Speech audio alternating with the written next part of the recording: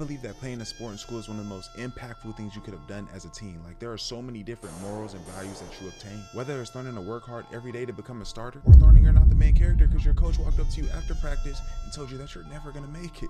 And if you didn't play a sport in school because you're uncoordinated, extremely uncoordinated, cross-eyed, or maybe you're just 5'2", that's okay, because I'm sure you're probably doing good on YouTube or something. But with that being said, let me tell you what your school sport says about you.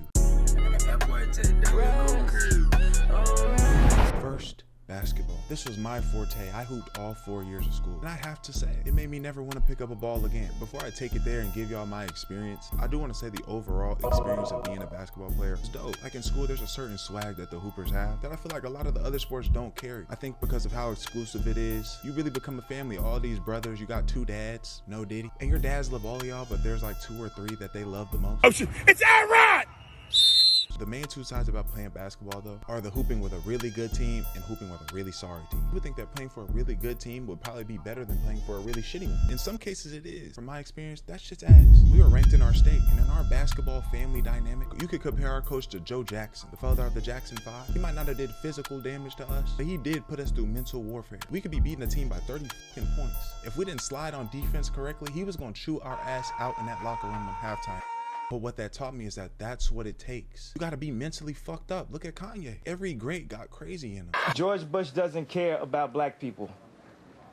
Now on the other end, playing for a bad team, that shit looks so fun. We had a kid from our school not make the team with us, went to a brand new school that had just got built. When we played them, we actually probably beat them by like 50 points, but he had a cool 25. He got to do whatever he wanted. And when it came down to it, he was getting offers and jump. Them niggas season ended with like a 1 in 100 record. But after hooping competitively from 5 years old to like 18, you do come to a realization that there are levels to this. I'll never forget the day that our coaches sat us down, stood in front of all 12 of us and told us that we are not gonna make it. Only one of us is probably gonna go D1, and he pointed at him and said we for damn sure are not going to the NBA. And real quick, I feel like the most universal sport gotta be basketball. This isn't saying it's the most famous sport. We know that it's soccer, but when you think about it, you can go to any country and everybody hoop. It's to the point where you somewhat kind of gotta know how to hoop. You don't have to be the best, but where this ideology really holds weight is in the black community. Being black and not being able to hoop is some of the nastiest work ever. You mean to tell me you can't even play defense, grab a rebound? In my ranking of people I can't stand, right under racist is a black man that can't hoop. Second, football. At one point, football was neck and neck with basketball. That was until 8th grade when Zayed put me on my ass. Almost knocked my helmet off. The only reason why I didn't is because I held it down like this. When they say football creates hoopers, it's true. That day it made me realize that this shit's not worth it. I'm outside in the heat, the cold, the rain. Every single play my brain is rattling whether I hit somebody or they hit me. During the moment it was fun, but in hindsight I just realized that wasn't for me. And one thing that was fucked up about football is that if you were on the bench, you had to go through all of that but never got to get in the game. You're in all those elements that I listed, going into practice, working hard, and you still got to suit up, put all of that on, and stand and watch everybody else have fun. One thing I imagine though is if your team was good, y'all probably got so much love. In my area, Kyler Murray went to an opposing school. When he had a game, he would shut that bitch down. But on my end, at my school, these niggas are so bad, I saw somebody on the line get picked up and thrown into the sideline. Truly nasty work, but I don't believe y'all's embarrassing moments aren't as embarrassing as other sports. Like when you hoop, you could get dunked on. Somebody put their nuts right onto your forehead. And in football, you could get trucked, but y'all got all that gear on. I feel like it's embarrassing amongst y'all, but a lot of time niggas don't even know who it happened to. Maybe I'm naive. Y'all let me know in the comments. Y'all do have a certain toughness to y'all. To endure everything that's going on takes true mental toughness. Or y'all niggas got CTE, one of the two. Third,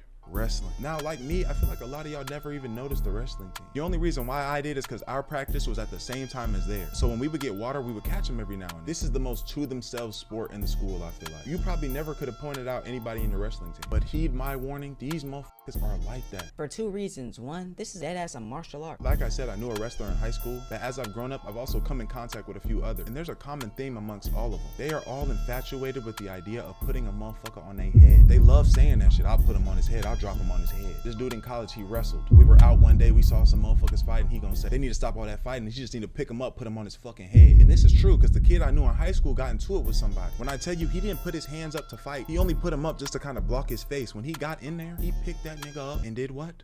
Put him on his head. And one thing I realized about them is their training is crazy. Our basketball coaches got it in with the wrestling coaches one day, had us all do one of their workouts for some reason. I don't know, I guess a toughness thing. We get in there, they keep the wrestling room at 100 fucking degrees. And they got this big ass mat on the ground. Had us doing drills I couldn't replicate now. And that's when I realized there's different levels to this training shit. And the biggest thing about y'all is y'all's asses. Asses and thighs. From the females to the male wrestlers, y'all are all thick and sweaty. I didn't understand why until I went into that room. Y'all coaches freaky as hell. They need to be examined. Fourth, Track. I know I've spammed mentally tough throughout this video, and I feel like every sport requires that. But anybody that runs track is slightly a psychopath. When your only objective is to run, to me it's just not it. Like football, you're catching a ball going into an end zone. Basketball, you're shooting a ball. But track, the only objective is to run. Be faster than the nigga next to you. And there's a little bit of hate in my heart for y'all, to be honest. Y'all remember years ago, in a time when looks, height, success didn't matter. When if you were the fastest person in your grade, you got all the hoes. This time period that I'm mentioning is like elementary school. I remember this little ass Mexican kid beat me in a race. This nigga slick took my girl like he did a money spread with all hundreds. Same kid went on to be a top district track runner. So now every time I see somebody that run track, I think y'all are cocky for some reason. I feel like y'all are all laughing at me.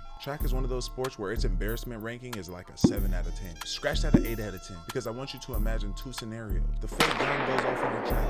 You're running neck and neck with like 4 other people and you fall in front of a whole stadium of people, and as you're going down, the people that you were neck and neck with are now leaving your ass in the dust. This scenario happened to my partner firsthand. I watched it happen. The thing about him, he a whole ass nigga. He tried to grab somebody and bring him down with him. So he looked even more silly when Brett didn't go down with him. Second scenario, God is forgiven. Everybody takes off, but with every step you run, you can't catch up. All you see is the backside of 4 other men. And no matter how fast you tried to move your legs, you never got there, just to come in last place. And this happened to my little brother. After his race, I had to call him and Tell him that's not what we do. you don't disgrace our family like that. If it was embarrassing for me, I know it had to be embarrassing for him. And to close off about track, I just want to speak on the women really quick. Real life sleeper builds. I remember visiting my partner in college. The whole women's track team was there. Track women are toned up top, see every ab in their body, but when they're walking by, they got real life ass on. Lastly, band. I know band's not a sport, but if you ever spoke to a band kid or saw how they practice, you would know they were out there getting it in. I remember pulling up to school, seeing the band kids out there at 7 o'clock in the morning, rehearsing the same shit over and over again. I'd even see that coach have their ass out there running. And you know band kids come in all shapes and sizes. I'd be lying if I didn't tell y'all some of them were out there doing that Naruto run. The band kids definitely housed some of the most oddest individual in school. Yes, their backpack was big as hell. They probably looked like Yo-Yo 808 before the lifting, but band kids were genuine real niggas. I remember a nigga I knew tried to cook a band kid. This nigga must have grew up with Dave Chappelle. I can't tell you exactly what he said, but just know the only response bruh had was, "You can't whoop me though." And you know whenever somebody says that, they've been verbally defeated. And depending on the school you went to, your band was probably lit as fuck. I'm sure some of the bands now be playing Not Like Us at pep rallies and jump.